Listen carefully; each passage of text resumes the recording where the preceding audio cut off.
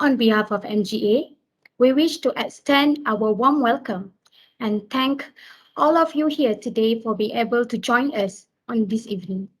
I am Atika Mazet, Regulatory and Market Development Executive in MGA, and I will be your MC for today.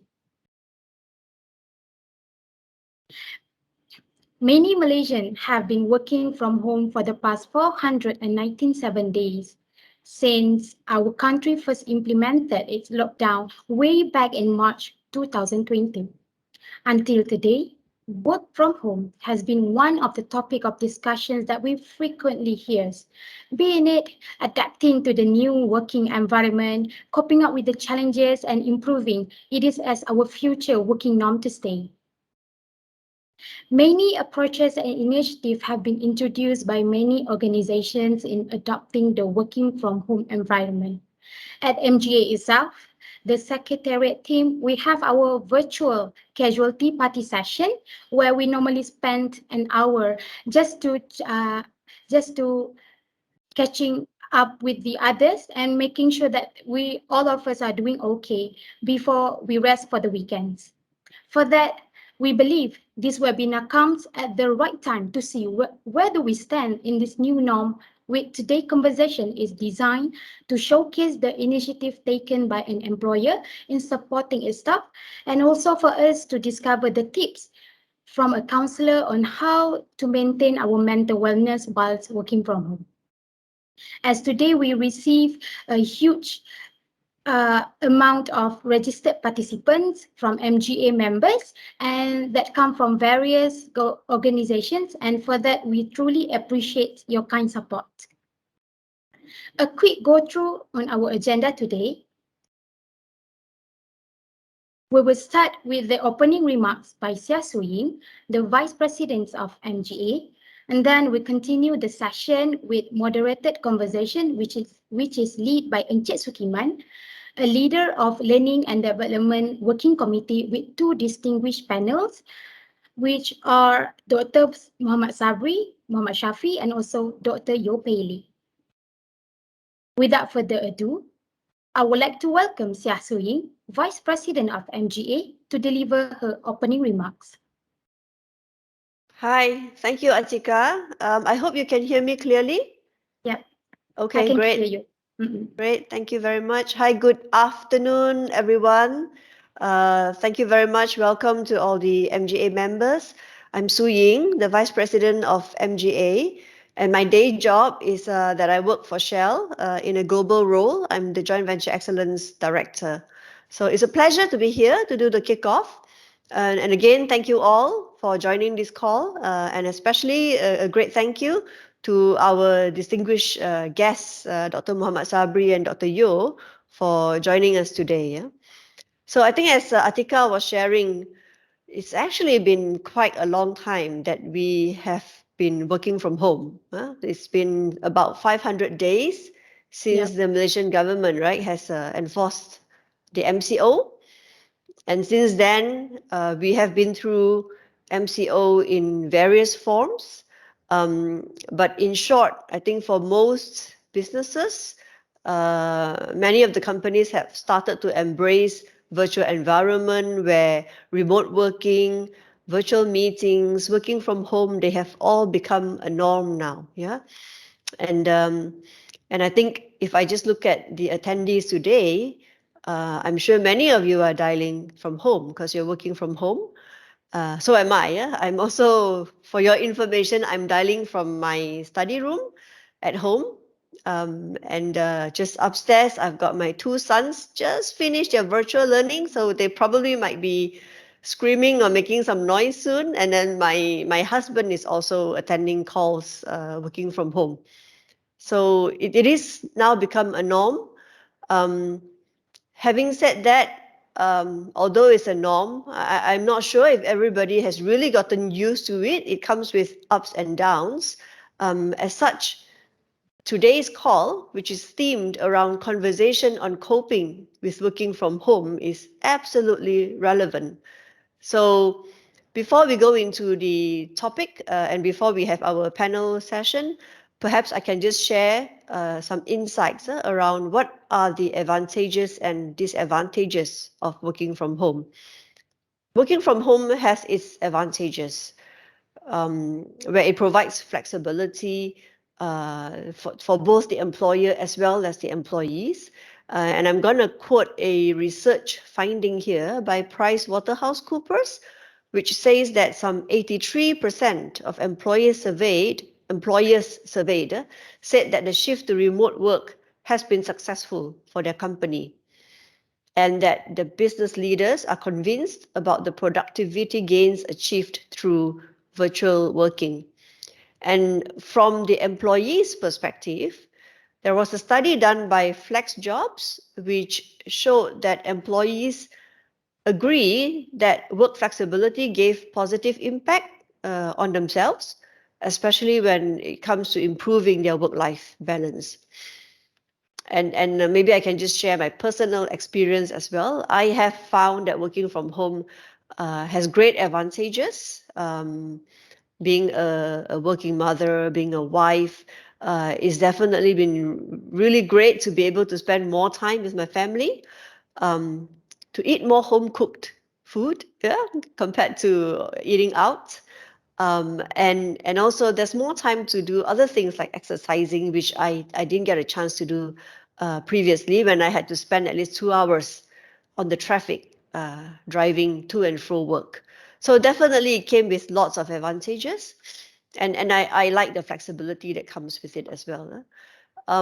Having said that, working from home also have its disadvantages.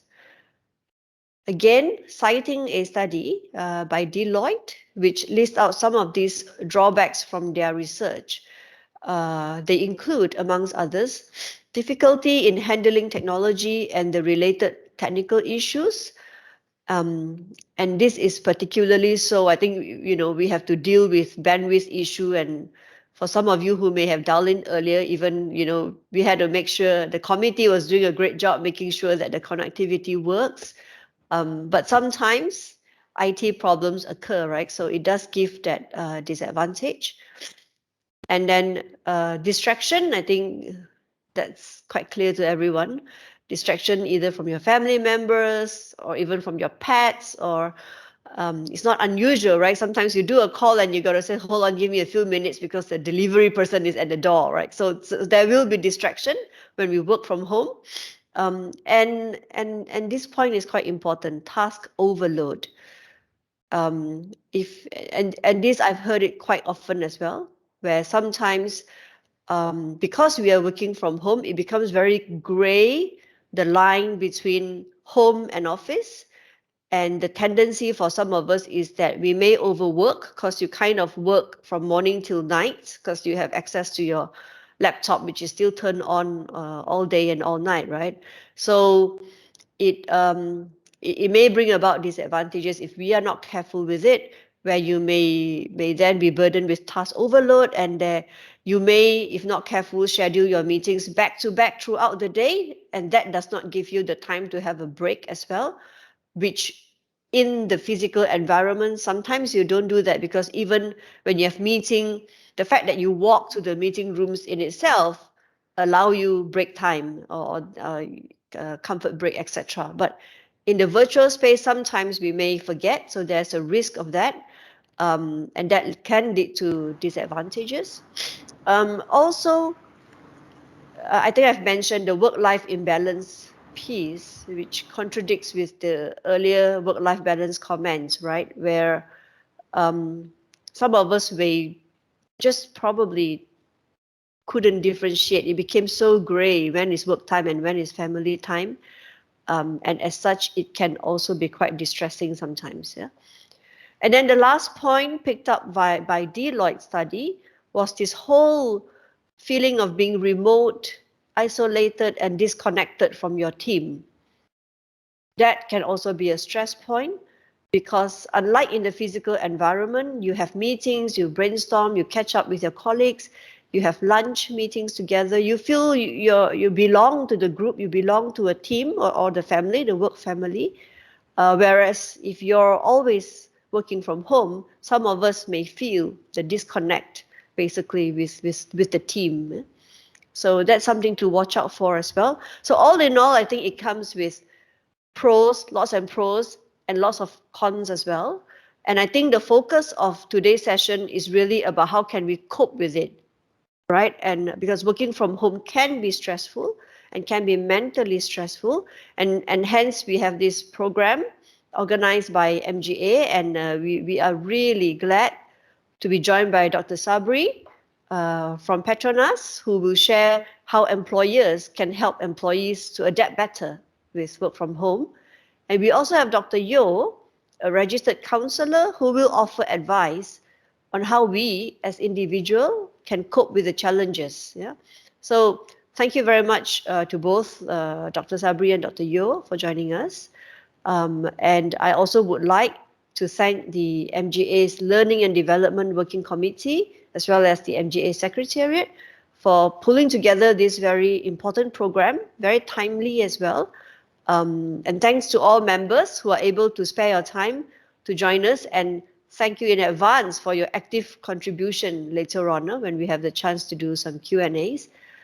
And before I end my speech, perhaps I just would like to end with two messages. My first message is to reinforce the point that every one of us is very different.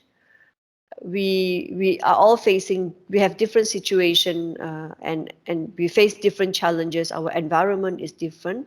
So when we do the sharing, etc., later on, let's pick up the tips and best practices, but let's not compare ourselves with others and be too hard on ourselves, because recognize that each of us is faced with a totally different and individual situation. And my second message is it is okay not to be okay. All right, thank you. I'll hand it over back to you, Atika. Thank you. Thank you, Ms. Su-Ying, for your opening remarks, which providing us with the insight into today's conversations. Now we will move to our next agenda, the presentation sessions from our both panelists.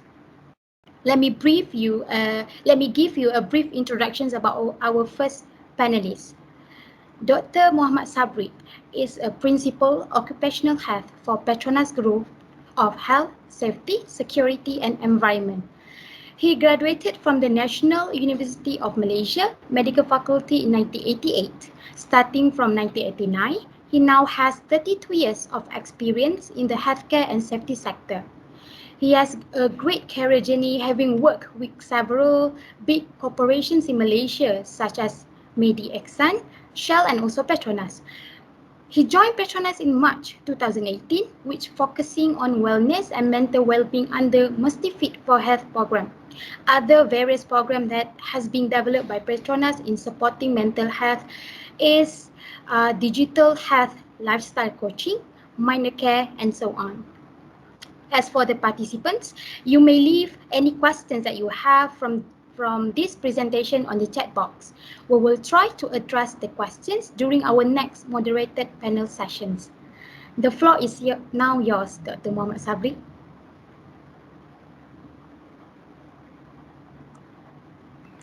Thank you, Atika. I will Welcome. share my slide.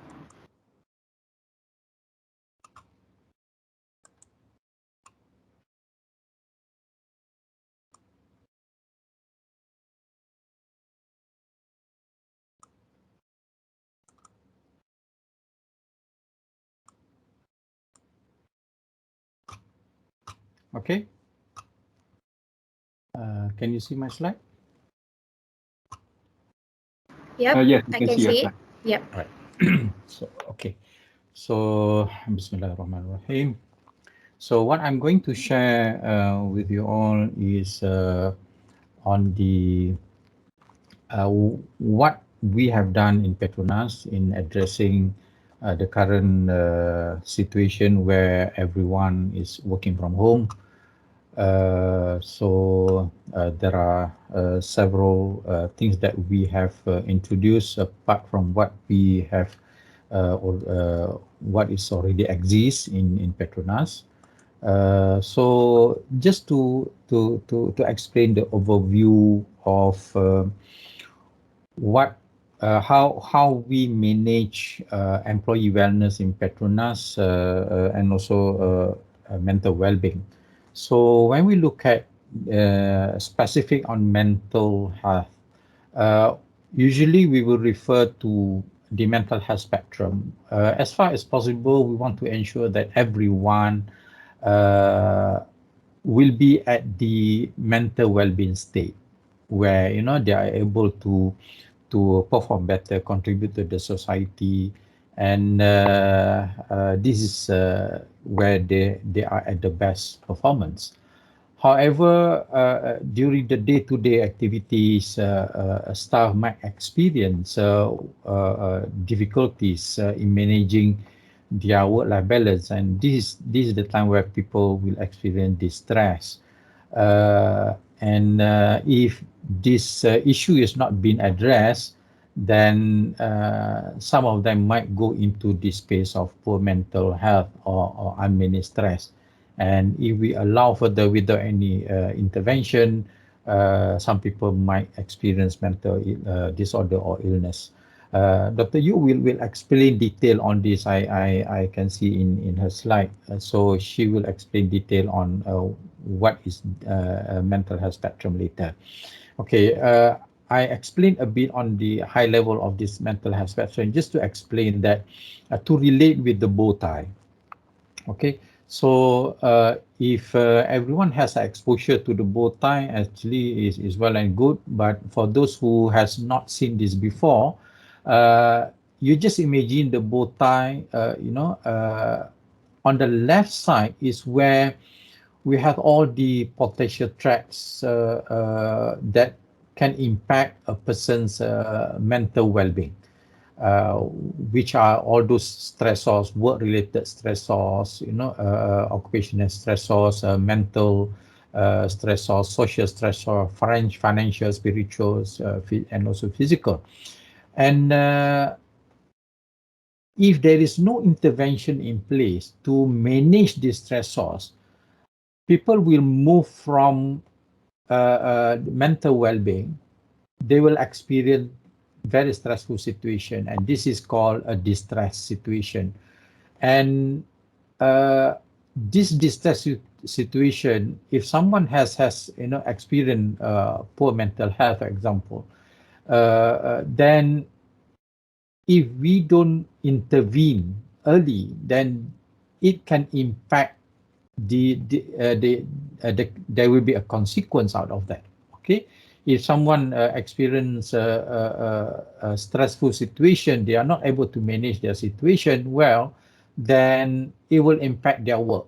Their performance will be affected. They will experience a physical illness, mental illness, workplace accident, and some of them, might be exposed to disciplinary action or termination. And those who experience mental illness or prolonged physical illness, then they will be given a prolonged leave, and some of them will be medical board out.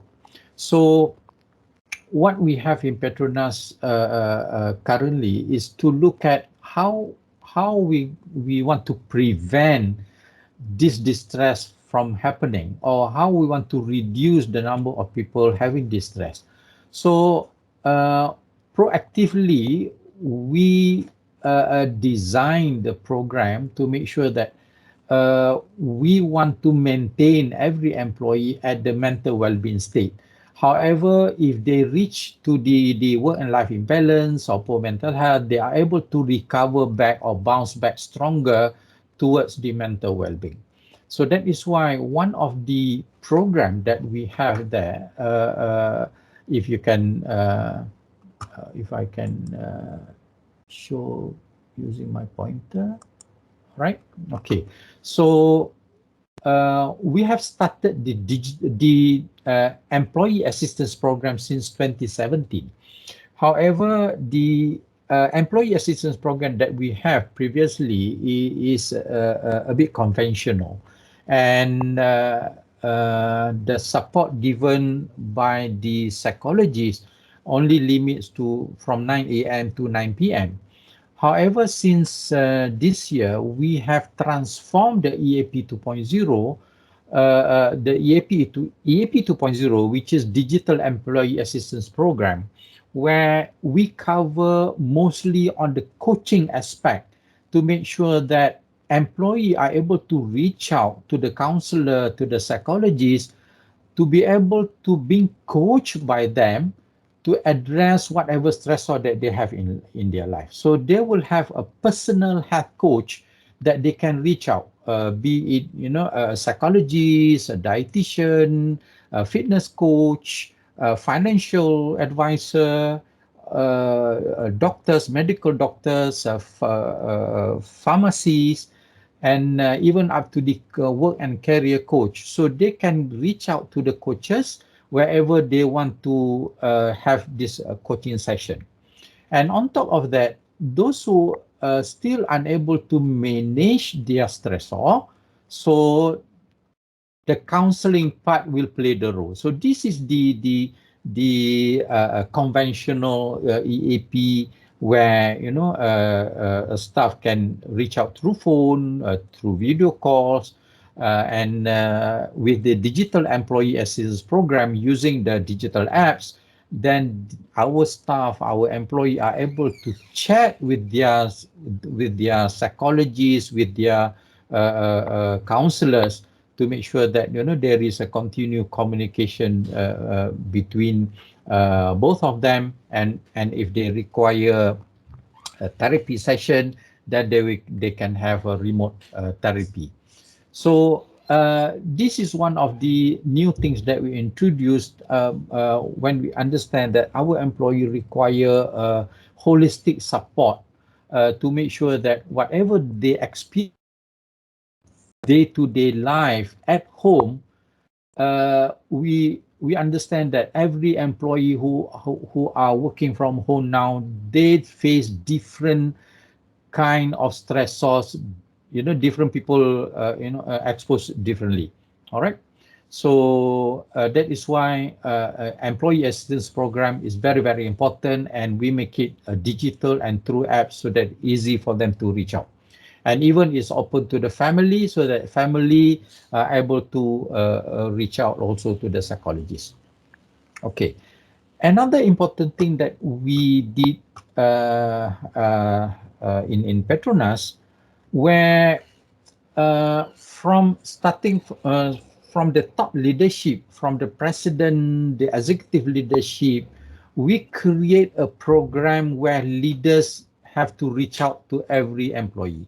So started with the executive leadership team, who have a program where we have a session where the leaders also will express their concern about everyone in the organization, to tell them that they are not alone. Actually, everyone now has experienced difficulties, challenges in life, day-to-day life, that every leaders are fathers, mothers, and also son, daughters of someone. So they need to also manage their family on top of the work that they are currently doing. So sharing their experience, how they manage their day-to-day life, also telling the employee that the leaders also does not escape from experiencing all these challenges. And this leader reach out does not only stop at the leadership team, the top leadership team, but every leaders at every level, the CEOs, the managing directors, the senior GM, the GM, and until the smallest team in the company, every leader need to reach out to their direct reports, or to their team, or to their constituent, to have this engagement regularly, not only talking about work, but regular check-in with the team members on non-work related to us. How are they, and get them to share about what they are currently facing in their day-to-day life at home. This is a very, very important for the leaders to show care, to create, confidence, trust from the team that, leaders really care about them. Okay, so this is also very important that we currently doing. And uh, employee, when they experience any stressors, resilience play very, very important factor here. Individual resilient, in order for them to be able to cope with their stressors, able to adapt with those situations, and also to bounce back stronger or bounce back positively from whatever setback, whatever they experience in life. We cannot escape from stress. We cannot escape from stressors. We will be facing those stressors day-to-day life. But how do we manage the stressors? How do we adapt or adopt? And how do we recover from the stressors? It is a very important for everyone to have a high resilience in order for them to be able to do that. So that is why in PETRONAS we create a program, we call it I Care, or individualized coaching for resilient enhancement, and it is using the apps provided by the third party, and also the team who the third party who provide this digital employee assistance program, also providing the support by the psychologists, so that every employee will have their 6 weeks journey in building their resilience. So they will have a chatting, they will undergo the e-learning module, and will have a coaching by the psychologist for them to develop, for them to introduce small habits in building their resilience. So it is a 6 weeks journey where we compare before and after, so that every employee will have opportunity to assess their resilience and build their resilience. And starting from end of this year or early next year, we will include building resilience as part of personal development plan for every employee, to make sure that every one of them has a opportunity to reach out to build their resilience level. Okay, so this is very, very important, just like an immunity, in dealing with infection. Okay, and minor care is also another important thing, important program that we started in PETRONAS, to introduce first aid for mental health, so that every employee will have confidence in approaching someone having distress signals, so that a person can are able to approach the colleagues or anyone within their team, so that this person are able to assist the colleague who experience mental health related issue or experience distress, for them to reach out to the psychologist as early as possible. So this is something that we going to develop a proper training, so that every designated first aider will be trained on mental health first aid. Every staff, they can volunteer to become mental health first aider, and every OPU will be able to send their facilitator to be trained, so that the facilitator can provide the knowledge level training for every employee in their OPUs. So this is also something that we think, by empowering every employee to do their peer-to-peer intervention. This is how we are able to detect early signals of distress among their colleagues, among their team, so that early help can be rendered. All right. Another thing that company did, this is very, very important. From the survey, we found out that our employee stated that leader must respect their work-life boundaries. And we found out that there are leaders who not only workers involved in back-to-back meeting, overlapping meeting or hijacking meeting, but meeting also continues after 6 and even at night, and sometimes some of the leaders also did meeting during weekends. Hence, we come up with work from home best practices so that the leaders should respect the work-life boundaries of their people. Sometimes the leaders, the manager, supervisor does not realize that the employee, especially during from our survey, we found out that female Gen Y married with children are the highest number of employee that experience stressors, work-life imbalance, because they juggle between their work and life. And as shared by Su-Ying just now, as a mother, she has to take care of the house, cooking, family, and the children and husband. So just imagine a female working a day long with a back-to-back meeting. When they're going to do their work, they will do their work at night after their children has slept. And this is being shared by the employee when we have an open session. They work at night after the children sleep, or they sleep with the children, they woke up after 2 or 3 a.m. Or for the Muslim, they woke up early for their morning prayer, then they start doing their work. So they start doing their work early, spending more times to do their work, because during the day it's already filled up with the meetings. So that is why every leaders need to understand what is happening within their own team. So best practices is something that giving the guide for the employee, for the leaders to also respect their team. Okay.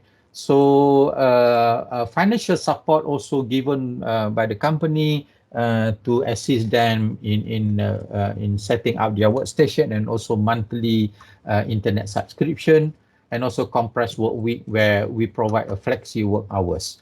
So what I'm going to share next is on the, sorry, I have to off my pointer. Okay, next is to show that in PETRONAS, our EAP focus on 6 domain. It is a holistic wellness where we focus on spiritual wellness, mental wellness, physical wellness, financial wellness, social wellness, and also occupational wellness. Okay, just want to share, these are the work from home best practices. Time for work, time for break, time to connect, and also time for self. Sorry, Doctor. So, yep. Appreciate if you can finish the slides in a few seconds more. Okay. Yep. All right. Thank you. Thank you. So this is what we have in EAP 2.0, where we have a basic support that every employee can reach out. Health talk webinar, eye care program for self-learning. We have 24 hours hotline to support them, and Pruding Care is a spiritual wellness support. The wellness website where everybody can go in and get a lot of resources there. At the same time, for the premium, where when anyone want to reach out to the coaching and also counseling, and this is something that the company will pay to the provider. So I think that's all that I want to share with you all. I'll pass back to you, Atika. Thank you very much. All right. Thank you so much, Dr. Mohamad Sabri, for such an informative presentation, which we were able to learn about the bowtie concept and also the initiative taken by PETRONAS in helping its staff with dealing with working from home. This initiative will be a great example for our members companies who are with us today.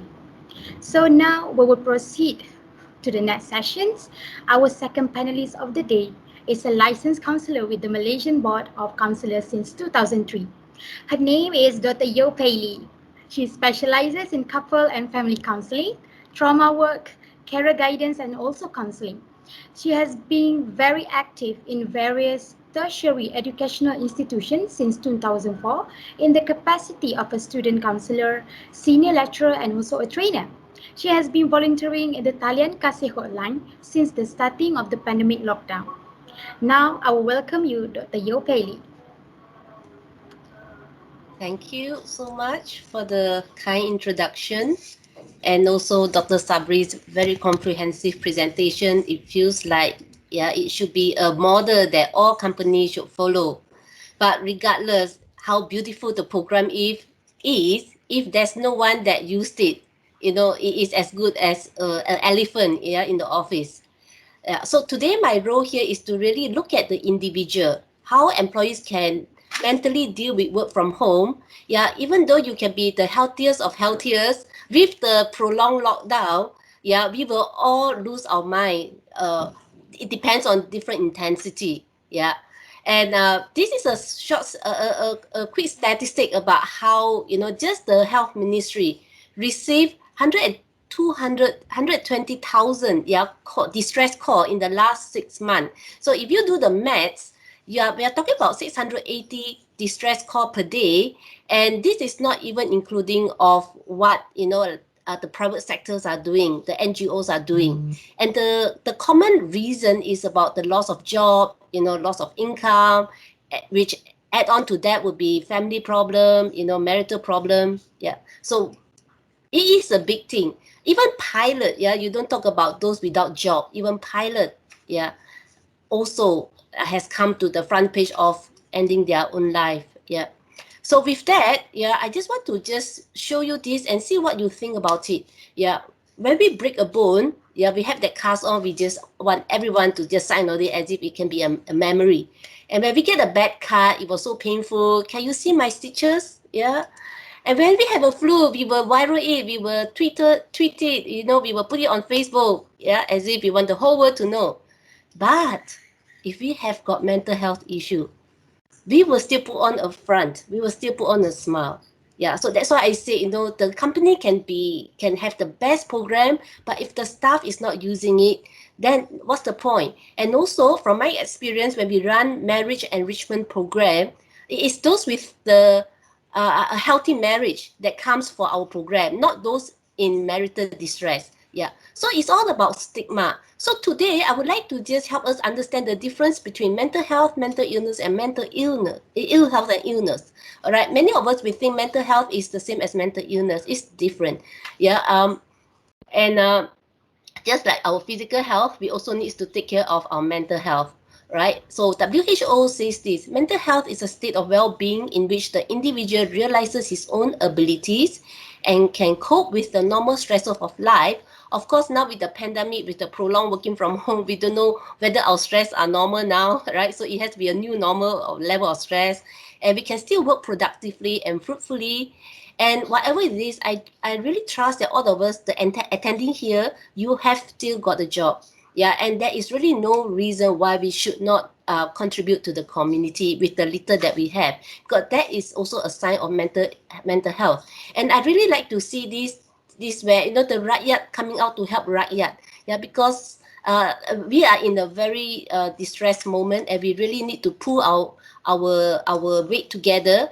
And this is a very interesting case study where he is an entertainer and he has lost his job even from the beginning. Yeah, when the negara, yeah, when the government announced MCO 3.0 in order to avoid anxiety, another anxiety attack, he raised fund and then he go and buy, using those money from hawker to give it away to those in need. So this is what we have to go into right now. Instead of waiting for the government to do for us, what can we do for our country? What can we do to our organization?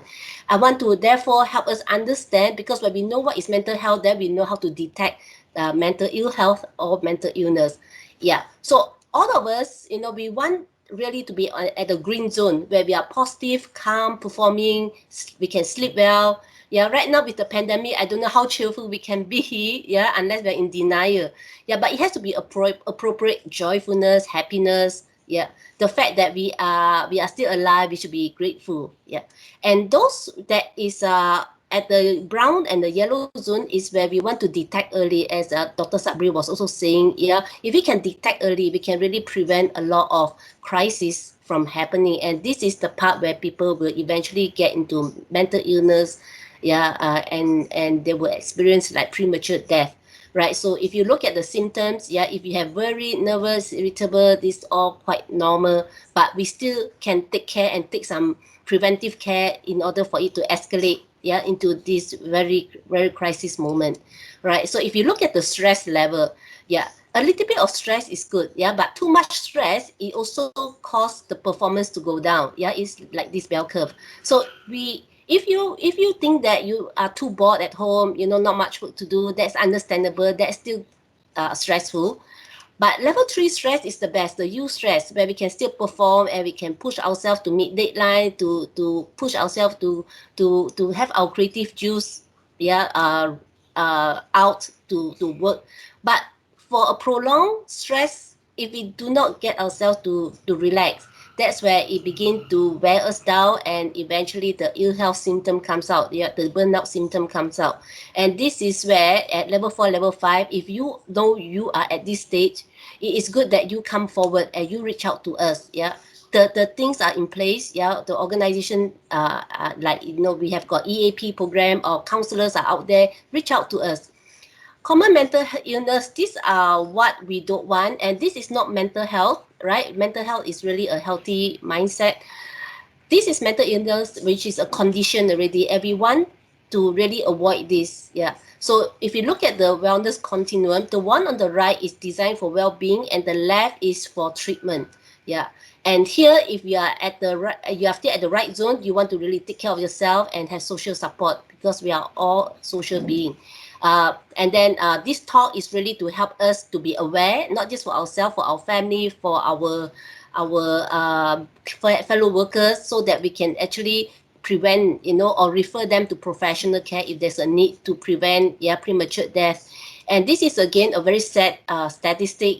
Last year, in the 6 months, March to October, yeah, we see one suicide a day, and then 1 in 4 are teenagers. So if you are parents working from home, if you have teenagers at home, it's a very stressful time for you, and also for your youth.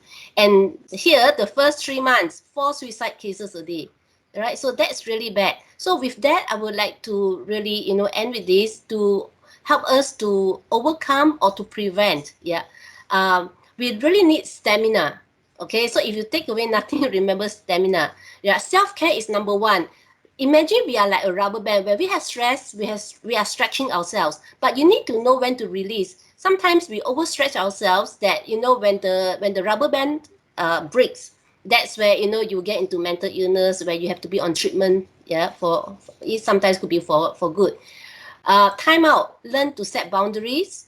Yeah, you need to know. Yeah, and this is where the employer also has to help the staff here, so that you do expect an immediate reply, yeah, after working hour. So set boundary to know how to relax. And then activities here talks about body movement. Yeah, get yourself moving, exercise. Yeah, do gardening, so that it is something away from your work activity. Yeah, it is really body activity, so that you can get yourself sweated out. Being mindful is another tips that can help us, get through this period. Like being mindful and being thankful, quiet down our mind, pray, ask God for strength. Yeah, also being mindful, yeah, and be very intentional in everything that we do. I is where a lot of us we ignore, so we need to listen to our inner voice. Yeah, this inner voice, a lot of time is also speaking through our body. Yeah, so if you are experiencing this, these are all signs and symptoms. Yeah, you overthink, you can't relax, you cannot sleep. Yeah, and then that leads on to headache, forgetfulness, depression, anxiety. Our whole body speaks to us. Yeah, you have got acne, you catch cold, you fall sick very easily. Check your blood pressure, which again high risk for heart attack. Constipation, because sometimes we need to have sugar, we crave for sugar to feel good, and then we get diabetes. We don't feel like having intimacy with our partner, yeah, and then we gain weight or lose weight. So these are all signs that our body speaks to us. If we don't detect it early, that's where again the next time we know, you have to be put in the mental hospital. Yeah. Nurturing relationship, we are all social being. Yeah, even though we are far off, we cannot travel, we cannot balik kampung, but we can still reach out, yeah, and connect through virtually. Yeah, so let's tap on technology. And lastly, ask for help. If you know you are one of those, you can detect your family member, yeah, don't be afraid to ask for help. It's okay not to be okay, and it's okay to really ask for help. Yeah, and these are the helpline that have been viral out there since the pandemic. There are so many places that you can reach out for help. This is my team, where we have got different program to help those who are in distress get through it. Yeah. At the end, my wishes for all of us is that we will be productive every day, healthy, and have fulfilling relationship with others, able to adapt to change and to cope with stresses and adversity. We don't know what is to come. Yeah, we are at a very unprecedented moment, so we just have to be flexible. So with that, thank you. Yeah, this is my team, the tech team. Yeah, we are all over the country and the world. We have got Australia, Singapore, and Indonesia. Yeah. Thank you. All Oops. right. Thank you very much, Dr. Yeah. Yeo, for sharing your experience. This is truly an eye opener for some of us today to hear underlying challenges that people are facing and the impact, the critical impact on their mental health. We will now continue to hear more about it during our moderator panel sessions, and I would like to welcome the moderator for our talk today, Encik Sukiman Mohamad, to continue with our next agenda. Welcome, Encik Sukiman. Thank you, Atika. Assalamualaikum and a very good evening to all. Dr. Yeo, Dr. Sabri, can you hear me well? Yes. Interesting presentation by both of you. And before we invite the rest of participants to ask question, if they have question, they can write the question in the chat box. As a moderator, I have the privilege to ask you questions as well. And that's a good thing about being a moderator. And I would like to take that opportunity. Dr. Yeo, if you don't mind, ladies first, if you don't mind at all.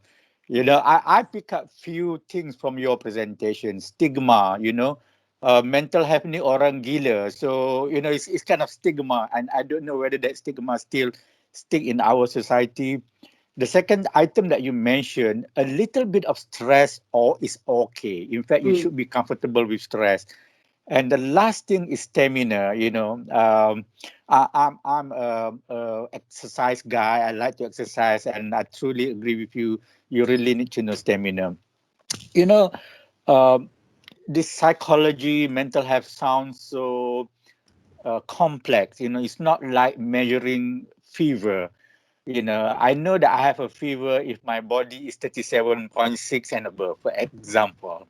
Is there a way for us to measure warning signs that is going to lead to fever or is going to lead to mental illness? Is there a simple way, put a thermometer and say, haha, you have a mental illness? Excellent question, Encik Sukiman. Yeah, so our body speaks to us. If we can really just be honest with ourselves, listen to our body. Sometimes we see in newspaper, this person collapsed at the airport, other had a heart attack. Actually, it doesn't just happen. Yeah, research has shown that there are warning signs. It's just that we ignore our warning sign. So one of the earliest signs is that we become very worried, we become very anxious. Yeah, we cannot focus, we cannot perform. So these are the milder version. Yeah, so if we don't attend to that, yeah, then later on we cannot eat or we eat too much. Yeah, or then later on it affect our sleep, and then we get easily marah-marah, get easily irritated. So these are really the signs, yeah, of those symptoms. Kind of early signal. Yeah? If you feel very agitated, I guess, then you know that you are towards that. Yeah. This before I move to Dr. Sabri, I still want to talk about the stigma in our society. And not many people are willing to come forward because you don't want to be labeled as Mm. orang gila, or someone with loose screw at the top. What can I do if I already have that signs, under the prolonged stress? Is there anything that I can do so that I don't embarrass my family? I don't want to be embarrassed for my children, for example. So what are the things that I can do if I already showed that sign of stress? At the end of the day, it's changing mindset. What is it to be embarrassed about? You just think about it. If you have got diabetes, and our which organ is affected, diabetes? Maybe kidney could. Yeah, our kidney, right, is Diabetes. affected. And Yeah. then those, all right. So our kidney is affected, and kidney is a part of our body organ. And if it's affected, we may have to be on medication for life, and nobody make an issue out of it. But when our brain is sick, yeah, why don't we medicate our brain? Yeah, and if you don't have healthy mind, you cannot even function at all. Yeah. So I think it's a change of mindset. There's really nothing to be ashamed of. It's just a part of my body is weak, needs treatment, and just go for the treatment. At the end, it's your own health. If they are not going to live for you, even if they want to laugh at you, let them laugh lah. At the end, you want to sleep in peace. You want to be healthy. You want to be able to be productive. Yeah. So nothing to be ashamed of. Yeah, that's a very good mindset. Thank you. Dr. Sabri, let me move on to you. A few things I pick up from you as well. One is bow tie. I don't wear tie, but in a kind of bow tie. The other item that I pick up from you is that you have Petronas have a lot of program. I don't have to list here. I would like to ask that question as well. Now you mentioned about proactive intervention and reactive intervention. Petronas is Fortune 500 companies, and maybe the richest company in Malaysia, whereas MGA is made up of many type of companies. Some are as rich as Petronas and Shell, maybe some are maybe not. It sounds very costly, the apps, the eye care, would it be possible for these activities be replicated at other smaller, not so cash-rich companies?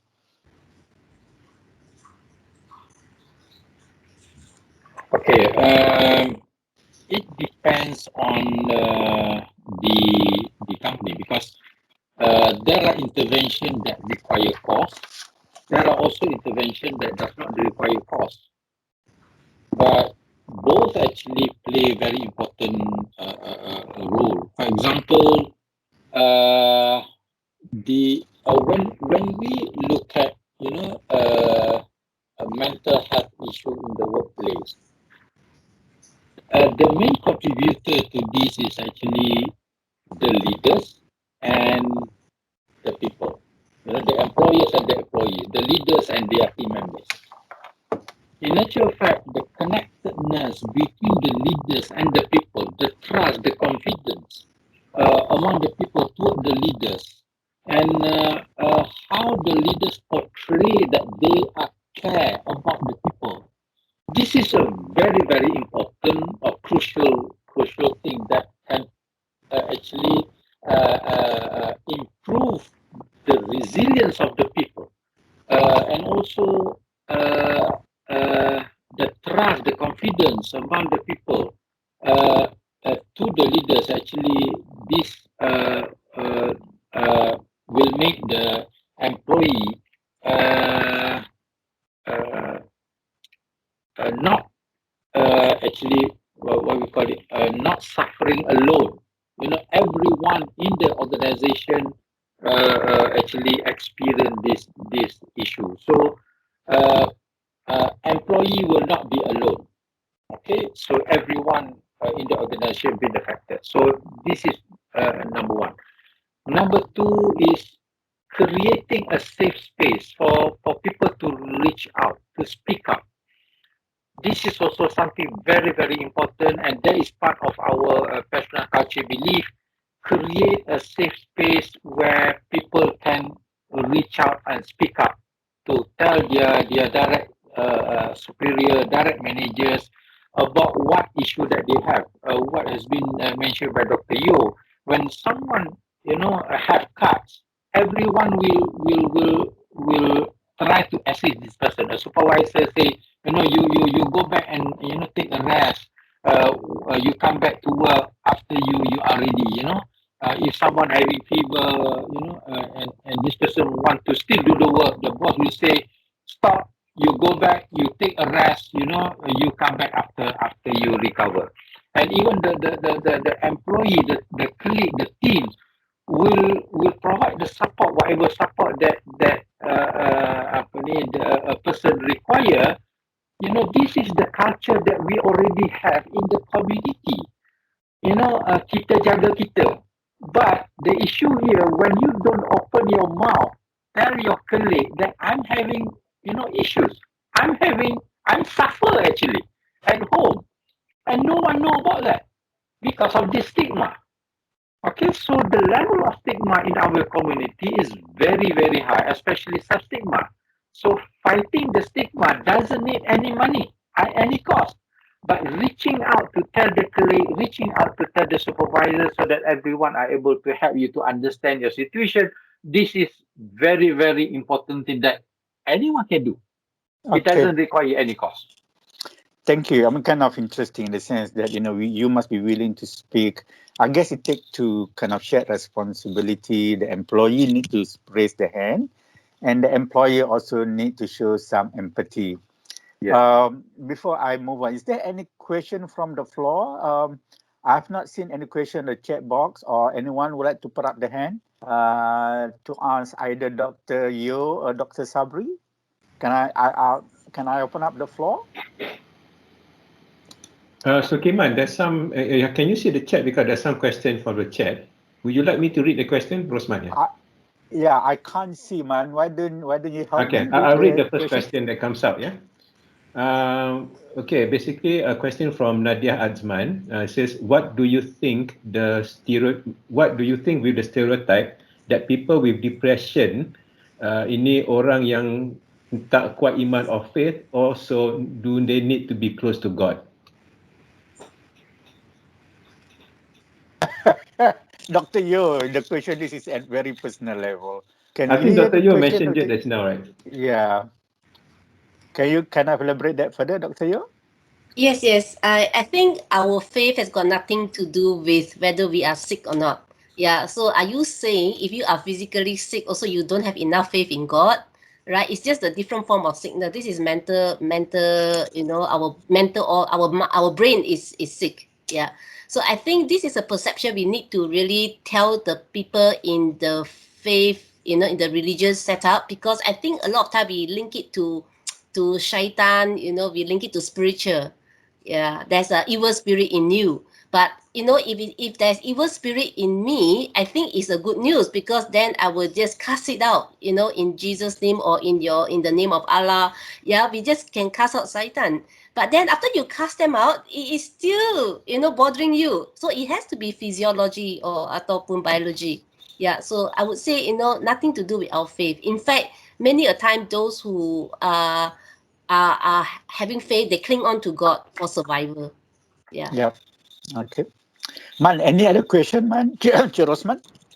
Yeah, we have the second question is, what will be your advice on how do you approach or handle a family, a friends, or your teammate that is experiencing or showing sign of potential mental health issue?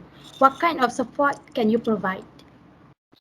Maybe Dr. Sabri, can you share a little bit more about the first aid training that you provide to PETRONAS? You mentioned slightly. Can you elaborate? Maybe this is a time for you to kind of share your experience with regards to first aid training mental health that PETRONAS has. Actually, this is something that everyone should know and should learn.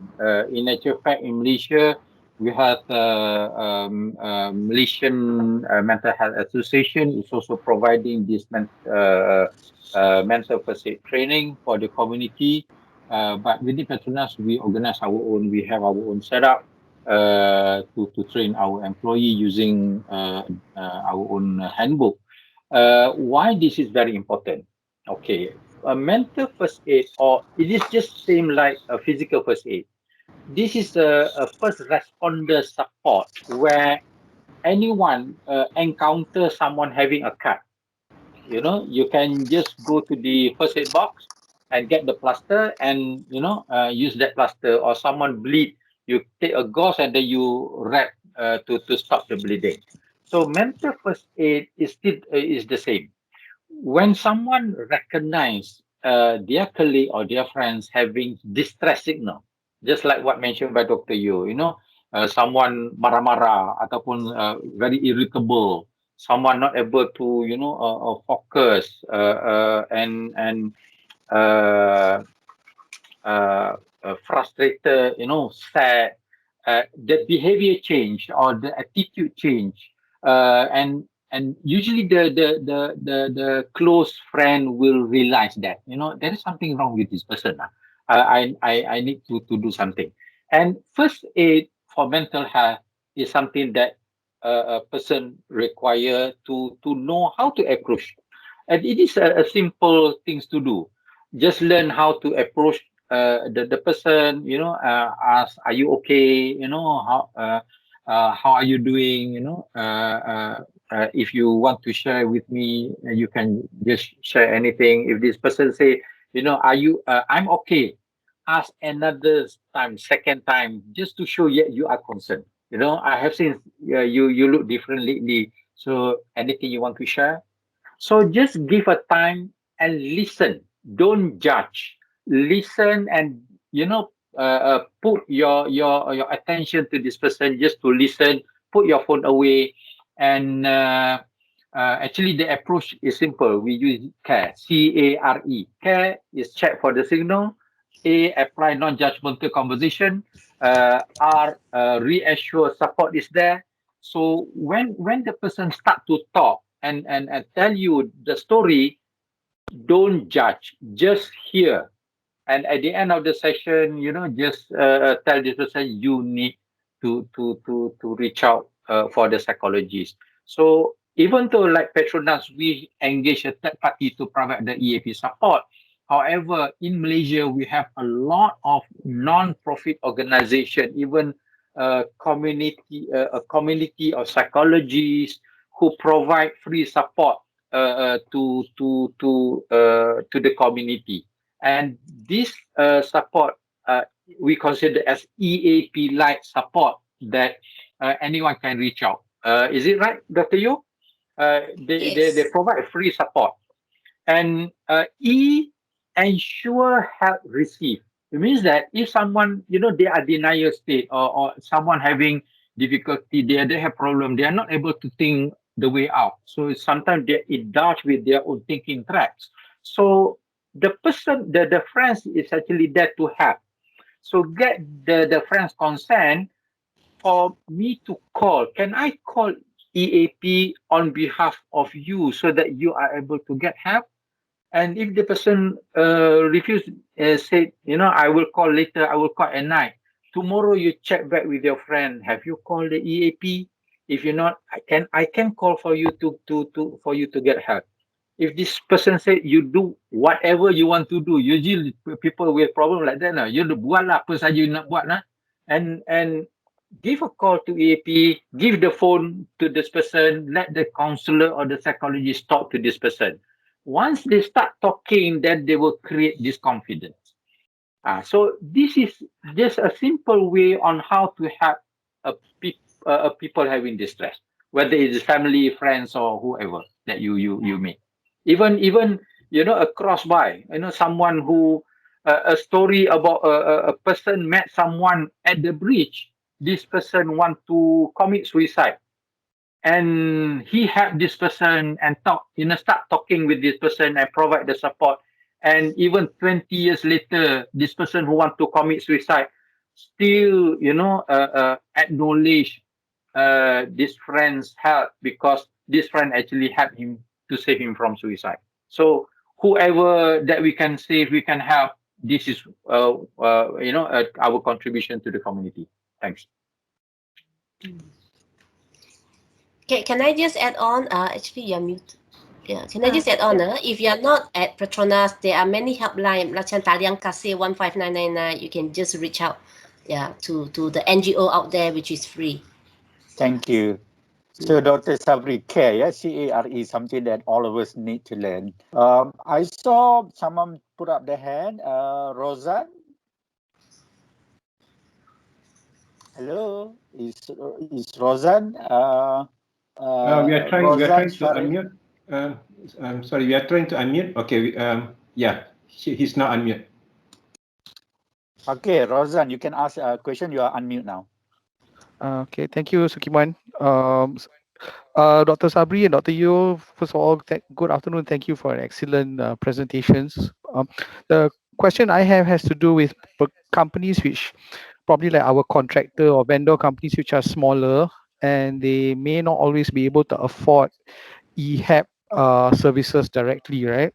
And they may we generally encourage them to use the public helplines that you just described, Talian Kasih, Befrienders, Mercy, and all that. Can you share what has been the experience of people who called up these public lines? Is it easy to get through? Is it easy to stay on? Does the support or the response provided meet the need of the people calling, or because I imagine the whole country must be using these lines. How is I don't use the word quality lah, but I think the experience of using those lines. Thank you. Dr. Yo? Okay, various people has got various experience. Yeah, sometimes when I'm at Talian Kasih, it just amazes me how come this person can always get to me. Because if it's random, whoever is on duty, then that person will get the call. So I think because maybe this person requests to talk to me, so they will be able to get me and consistently. Also, it depends on how much after you have talked to us that you also want to change. Some of us, we just want the listening ears. Yeah. But if let's say my experience dekat Befriender, after a while or after we have got that conversation and then the client trusts me, I will invite them for face-to-face. Yeah. So that then, as you said, it will be more quality. And we will be able to help more in depth. Yeah. Yeah. And if there's a need for family counseling, then we will propose and suggest to them. Perhaps you need family counseling. Okay. So memang varies. It's not a one-off answer. Thank you, Dr. Yo. Cik Rosman, is there any question in the chat box? Yeah, we have. Sorry, Go ahead. There's one question here. It says that if I go to my boss and use my problems at home as reasons for not delivering timely work outputs, the boss may see this as a weakness or inability to function properly and subsequently impacting my career progression. How should I manage this? Wow, that's a very, I think very a question to interesting Dr. Sabri. question. Why don't I both of you to share different perspective? All right. Dr. Sabri first. Dr. Sabri. Okay. This is the stigma among the employee. Yes, we do not deny that, there are leaders who does not empathize on the employee. For example, the answer will be, I can do that, why you can't do? Other people can do that, why you can't do? Others perform, why you can't do? This is where a leaders think, one way will fix for all. In actual fact, it doesn't work. Everyone has their own level of resilience. Everyone has their own level of challenges. Everyone has their own capacity of handling stress. So what the employee requires is actually a support from a leader to hear, to empathize on the employee. So once the employee experience this positive experience, then people will start, to speak up. If not, what will happen? Employee will not go to the leaders and say, I'm having problem. They just stick to themselves. At the end of the day, it will affect the performance, and the leaders will say, this person not able to perform. Okay, so this is a very important aspect number one, the employee has to break this stigma. The employee or the leaders also has to play their role leading with empathy. And if that is if both doesn't play their both role, I think this issue will keep going, years after years. It does not resolve the problem, especially when dealing, I want to be frank here, when the baby boomers, the leaders who are aged more than 55 dealing with Gen Y, they say, you have to follow us. This is my way, this is the highway, this is the only way that you have to follow. And it doesn't solve the problem. Certainly, it doesn't solve the problem. Dr. Yeo, do you have anything else to add? Dr. Yeah, Yeo, to what just Dr. want to add Sabri has on. said? Yes, I think that's why for us as an employee, we always have to do our best so that our boss can see the difference when we are not performing. And then it will become like real, and I really believe our boss want to have empathy with us. They are very we Malaysia in general, we are very compassionate. We always take care of one another.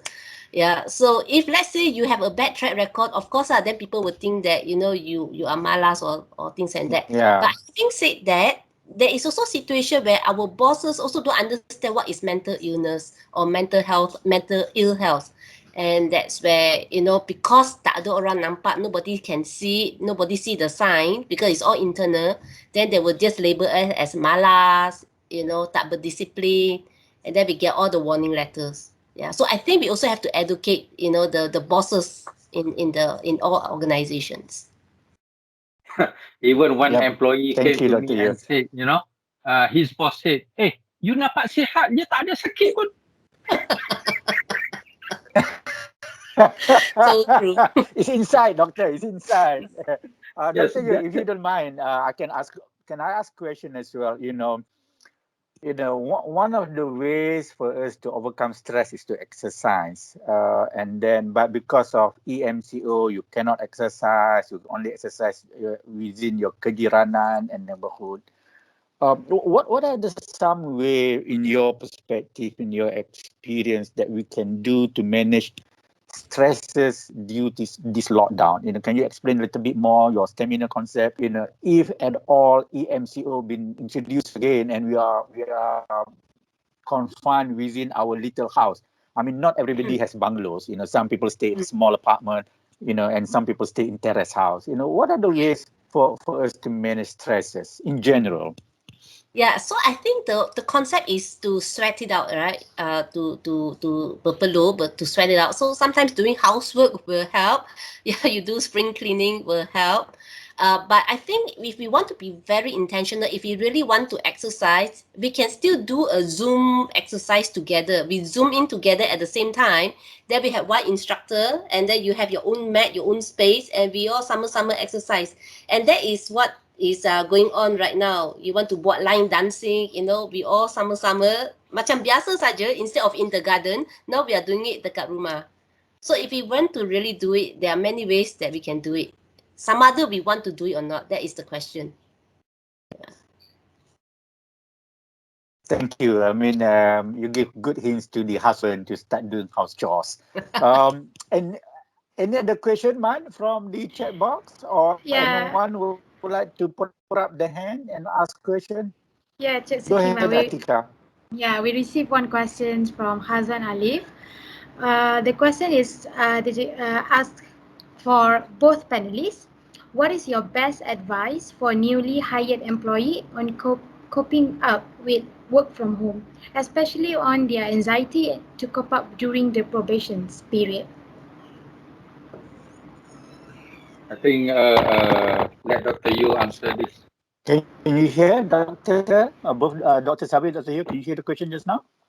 Yes. Yes. I think you need to know what is the expectation of you as a staff. Setting the right expectation. And right now, working from home is all about deliverable, whether you can deliver or not. But if, let's say, even that also you feel very anxious, so I'm not sure whether you have some anxiety condition that maybe you may want to, talk to a counsellor first. There's a different level. If counselor is like first stop. You know, you talk to us first, and then if I sense that maybe you may have some anxiety condition, then I will refer you to either clinical psychologist or mostly doctor, you know, psychiatrist for medication to stabilize your mood. Yeah. So it's again in the mindset, you know, what is it that you are so anxious about? Okay. Any other question? But I think Dr. I Sabri can have add a on. question Yeah. from a friend. I'm Yeah. asking on behalf of a friend, Dr. Hello. Just want to add on that. Can you hear me? Dr. Sabri, can you hear me? Yes. Hello. Sorry, Sukiman, you're breaking up. Okay. I just want to add on what mentioned by Dr. Yeo. This actually happened where a new employee was employed within this MCO where, there is no proper interaction between the leaders, the team, and during this time, actually, it is very, very important for the team actually to help this new person because without regular connection or regular checks, this person might feel lost, because they don't know where to turn to. Usually in our community, there is power distance. People respect their leaders. They don't want to disturb their leaders. They want their colleague. But since they are new, they don't know the colleagues, personally. So this is where team members need to provide the support for the newcomers. That's number one. Number two, what we try to introduce in PETRONAS, this is also part of the suggestion that we presented to President and ELTs. Every new employee need to assess their resilience level. It means that the employer, the manager or the supervisor put that as part of the requirement when they join the company to assess their resilience level and to beat their resilience level so that they know they are able to manage their stress. Number three, just like what Dr. You mentioned, there is someone for them to talk to. So EAP or EAP like support, the counselor or the psychologist where they can reach out if they have issues. So these three things, connectedness within the team, the resilience level, and also reach out whenever they want to reach out if they have issues to get help, coaching, and also for counseling. Okay. Thank you, Dr. Sabri. I have a question that was texted to me. Maybe Dr. Yeo, maybe directed Dr. Yeo. Can you hear me, Dr. Yeo? Yes. One of the reason for working in the office, creating social network, which is pretty important for human being. How can we create social network while working away from office where we are not meeting people? Are you saying the social network among colleagues or our own social network? I think must be among colleagues here. I mean, if you are, how do you maintain that social networking among colleagues since we have been away from workplace, for a long time? Yes. So like my workplace, we meet every week, yeah, and then we will just sembang, just update one another, yeah, and then we sometimes read the scripture together, yeah, or maybe a book, and then we discuss on the book together, yeah. So we create activity in that sense, and then we after that talk about our own personal issues. I think gone were the days when I first started work is about issue dekat rumah jangan bawa ke to the office. We have to divide it. Yeah, but then nowadays I think this generation is so hard to divide, especially working from home. Yeah, so if I cannot perform, I need to tell you because I got children who are sick, my mother who are sick, I have to take care. That's why I cannot perform. Yeah, so I think it's really hard to have that clear division anymore. But to me, allowing ourselves to be vulnerable, allow ourselves to be real, and then to let them know I need help. That's my intention, not to take, not for them to kesian me, but really to share for that kind of a support and connection. Yeah, so it will be good if the support is while we are healthy, not when we really are down and then we need each other to help. Yeah. And also I have a surprise durian delivery, from my colleague. Yeah, so those are some of things that you get surprises here and there to just spike out your day lah. Okay, good. Thank you. Any other question from the chat box or from the participant? We have Sukiman, 170. Yep. Rosman Yep. here. I think Dr. Yeo just now mentioned about the durian surprise. We also have at MGA Secretariat, we also have ice cream surprise from Atika actually. So she bought everybody ice cream in the Secretariat. Okay, Atika, you didn't send to me. I feel not part of the network now. We'll do in the future. Yeah. Okay, durian. It has to be durian this time around. Any other question from participant at all? Going once, going Yeah, twice. Yep, go we ahead. have one from Uh-huh. Jin Hang. He Okay. asked, he mentioned that for physical pain, that it's easily for us to detect for physical pain, but for mental pain, for mind condition, it's hard to determine. So for ourselves, if we experiencing the purple stress, when do we start to request for help when we are facing that struggles? Yeah. I think it's similar to the first question where Encik Sukiman was asking. Yeah, but if you are really not sure, and it bothers you so much, just to clear your mind, just for the sake of having this peace of mind, just make an appointment with a professional. So let us assess you. Yeah. Usually, Okay. if it keeps coming back, like your anxiety keeps coming back, maybe it's also linked to some past experience, because I do trauma work. A lot of the adult manifestation of their symptom is due to childhood trauma. So that could be some of it. Let the professional assess you. Yeah.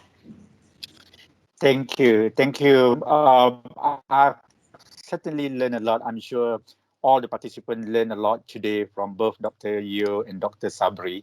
Let me conclude by asking both of you. Let me go to lady first. Dr. Yeo, I give you 1 minute to summarize your thoughts and your advice for us. Then Dr. Sabri, I'll also give you 1 minute. I have to be fair here. Only 1 minute. After, if more longer than a minute, I'll cut you off. On your thoughts and on your advice to all of us. Okay, Go my ahead, Dr. Yeo. All right, my 1 minute is remember stamina. We really need stamina. Self-care. Yeah, eat healthily, sleep healthily. Yeah, make sure you really take care of your body. Time out. Draw boundaries. I think there's a question there about time out. Where to draw a line. So you really need to be able to stop working and focus on your children and your wife, because they really need your 100% attention. Activities. Yeah, make your body move. And mindfulness. Yeah, be grateful. Yes, take time out for yourself. Inner voice. Listen to yourself. Listen to your body. This is where all the symptoms is. And nurturing relationship. Yeah, don't ignore people around you. And ask for help if really you're not sure or you really feel you have something wrong. So that's my end message. Stamina. Thank you, Dr. Yeo. Dr. Sabri. Okay, with regards to an organization, a relationship between employer and employee, one word is very, very important. CARE, care. It is not talking about mental first aid. It's also, it demonic that, rely on care. But care, how the leaders showing care on the people, how the team show care on the team. Caring is what the culture that we have. When we express the care honestly, towards our people, especially when the leaders want to hear from their direct reports. This is something very, very important in creating trust, confidence among the team. Number two is create psychological safe work environment, or we call it psychologically safe workplace, where leaders model fallibility. Leaders is not someone who have no mistake. They also make mistake and they learn from mistake. But some leader want to, show they are macho. They don't commit mistake. This is where this is where it totally will showing that the leaders are not honest with the team. Asking opinions from the team. How can I make your work better? This is something that the leaders also should ask. Listen from the team. Show your empathy, and also I miss one more point. Uh,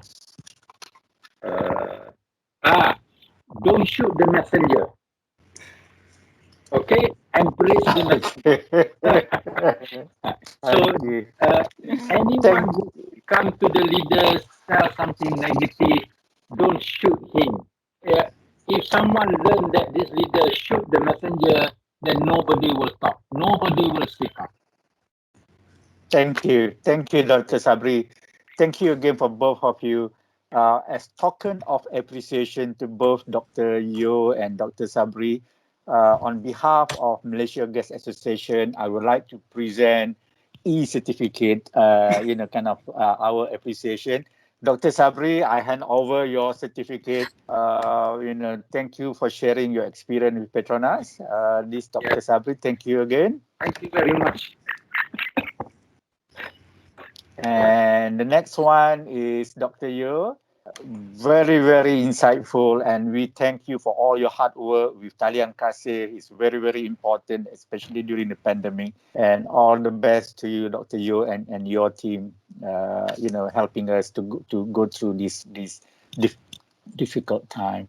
And also, I would like to say thank you to MGA Vice President, Madam Su-Ying, for kicking off the session, sharing her experience as a director, as a wife, as well as a mother.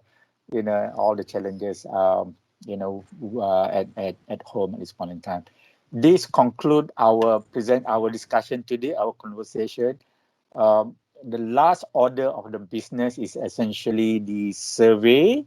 Atika, do you have the survey form for the participant? I think about 150, 160 people attended today. If you could do your QR scan, and provide the feedback for us to continue to improve and for us to take into consideration for the next session. Thank you very much, all of you. Stay safe. Kita jaga kita, and as Dr. Yeo and Dr. Sabri said, reach out if you need help. Thank you, and have a good day. Thank you.